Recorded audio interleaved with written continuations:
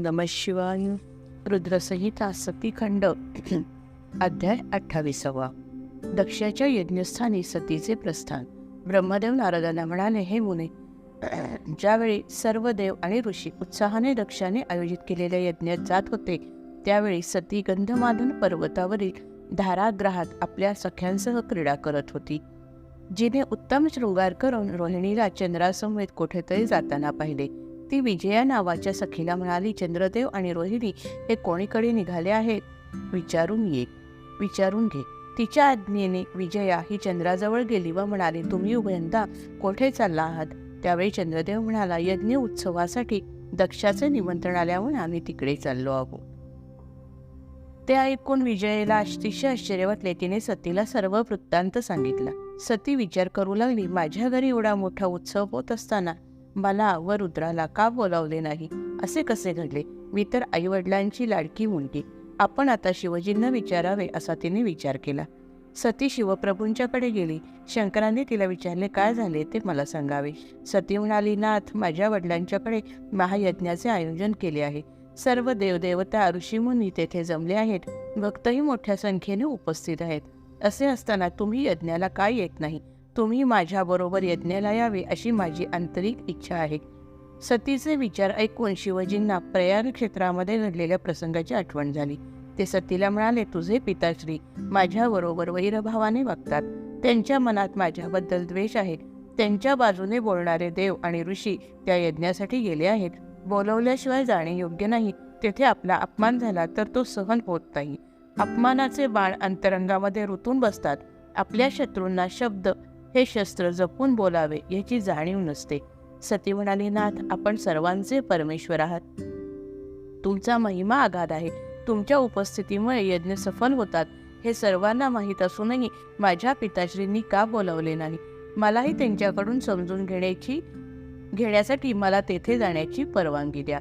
शिवजी म्हणाले, तू तेथे जावेस असे मला वाटत नाही. तुझा तेथे अपमान होईल. तुला तेथे जावयाचेच असेल तर माझी काही हरकत नाही. तू महाराणीसारखी नटून नंदीवर आरूढ होऊन जा. शिवजींच्या आज्ञेप्रमाणे सती नंदीवर आरूढ होऊन दक्षाच्या यज्ञस्थानाकडे निघाली. तिच्याबरोबर अनेक रुद्रगणही होते. अध्याय 28 समाप्त. अध्याय 29. यज्ञस्थळी दक्षाकडून सतीचा अपमान. ब्रह्मदेव नारदांना म्हणाले, हे मुने, भगवतीसाठी आपल्या रुद्रगणासह कणखल क्षेत्री आली आहे. तेथे दक्षाचा यज्ञ सुरू होता. मंत्रांचा उच्चार करून त्यात आहुती टाकल्या जात होत्या. दक्षाचे द्वारी येताच सती नंदीवरून खाली उतरली. रुद्रगणांना तेथे थांबायला सांगून नंदीसह यज्ञभूमीकडे गेली. तिला पाहताच सर्वांना आश्चर्य वाटले.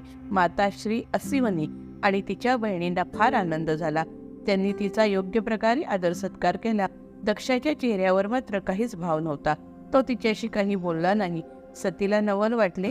तिने माताश्री पिताश्रींना नमस्कार केला.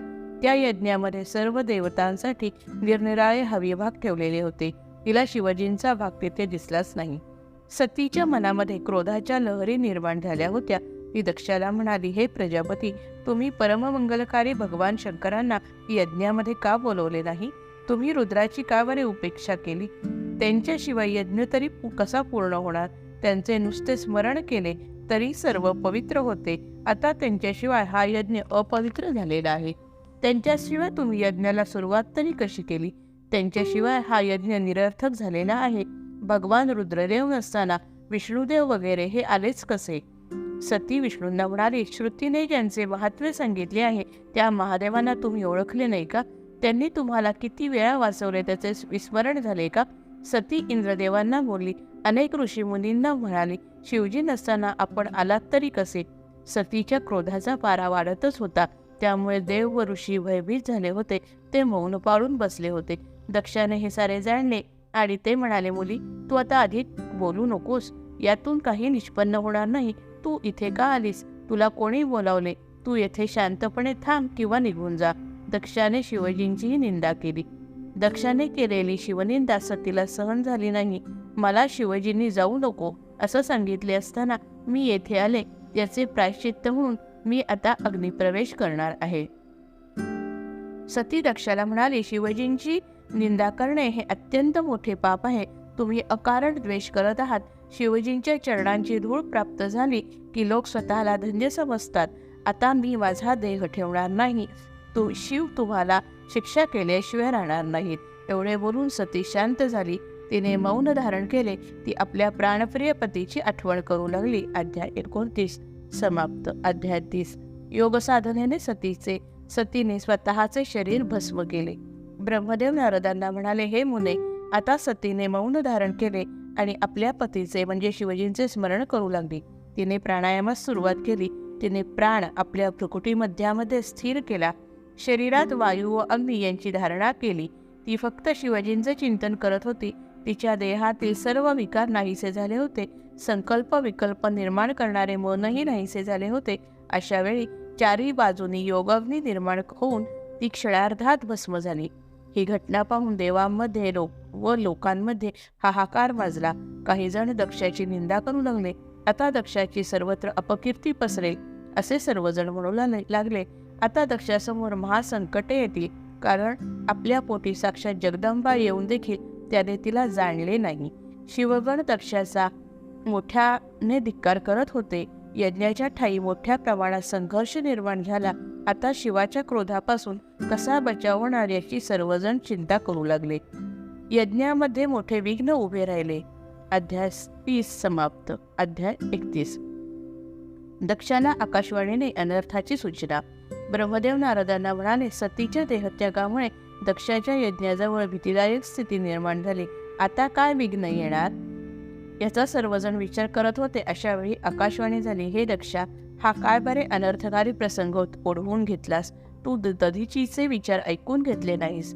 महान तपस्वी तुला शाप देऊन निघून गेले, तरी देखील तू शुद्धीवर आला नाहीस. सती ही सर्व सत्पुरुषाची आराध्य देवता आणि आपल्या भक्तांची मंगल करणारी, यश कीर्ती दैवी संपदा देणारी, मोक्ष देणारी महेश्वरांची शक्ती म्हणजे सती.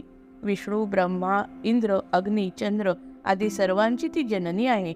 यज्ञ, तप, दान यांना तप देणारी आणि सर्वांचे भवभय नाहीसे करणारी अशा मातेचा तू अपमान केलास.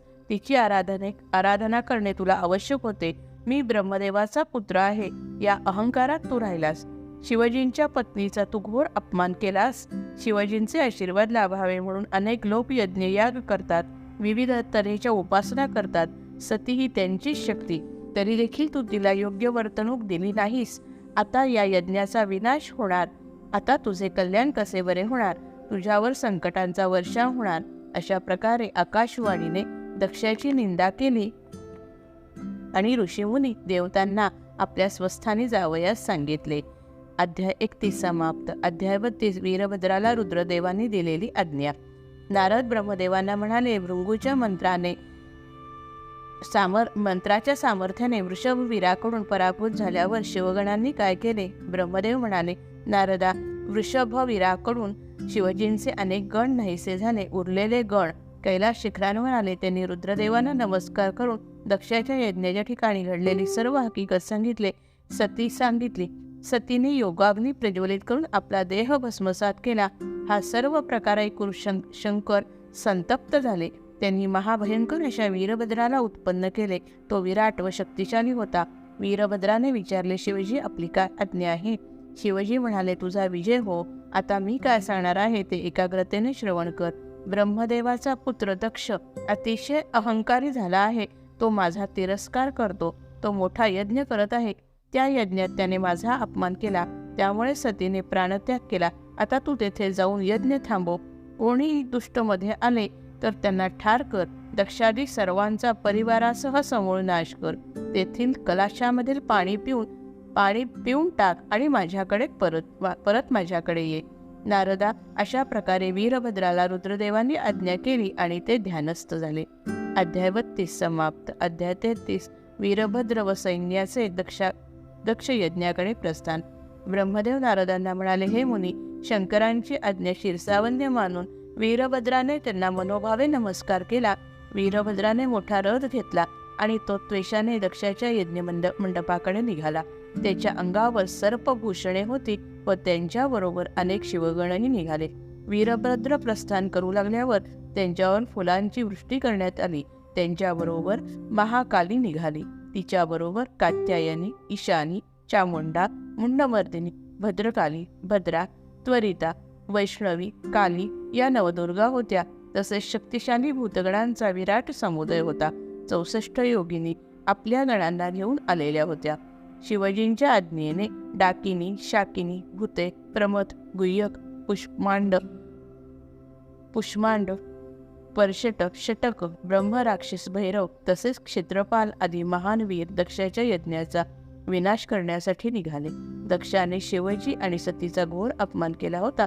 त्याचे प्रायश्चित्त आता दक्षाला भोगावे लागणार होते. अशा वेळी युद्धसूचक भेटीचा गंभीर असा महाभयंकर ध्वनी निर्माण होऊ लागला. नाना प्रकारचे आवाज करणारे शंख वाजू लागले. त्याचा आवाज सगळीकडे पसरू लागला. शिंगांच्या भिन्न भिन्न ध्वनींनी आणि शिवगणांच्या गर्जनांनी सारा आसवंत दणाणून गेला. वीरभद्र आणि सेना निघताना त्यांना अनेक प्रकारचे शुभशकून निर्माण झाले. अध्याय 33 समाप्त. जय जय रघुवीर समर्थ.